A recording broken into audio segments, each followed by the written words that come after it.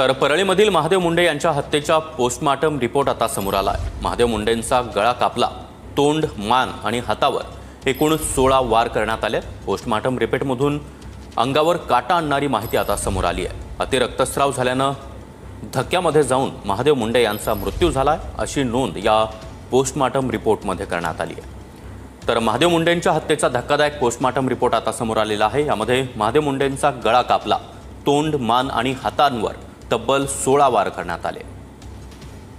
गळ्यावर 20 centimetre पर्यंत लांब, 8 centimetre पर्यंत रुंद आणि 3 सेंटीमीटर खोल असा हा वार होता। मानेवर उजव्या बाजूने 4 वार, प्रतिकार करताना देखील त्यांच्या हाताला जखमा झाल्या। पोलिसांनी पंचनामा केला असता त्यात अंगावर जखमा झाल्याने मृत्यू झाल्याचं नमूद करण्यात आलंय। अतिरक्तस्राव झाल्याने शॉकमध्ये जाऊन महादेव मुंडे यांचा मृत्यू झाला असं या पोस्टमार्टम रिपोर्टमध्ये सांगण्यात आलंय। तर शरीरावर कुठे आणि किती वार झाले हे देखील पाहूया। मानेच्या उजव्या बाजूला 4 वार, तर तोंडापासून गळ्यापर्यंत 1 वार करण्यात आला। उजव्या हातावर 3 आणि डाव्या हातावर 3 वार झाले। तर महादेव मुंडे यांच्या तोंडावर देखील 1, नाकावर 1 आणि गळ्यावर 3 वार करण्यात आले।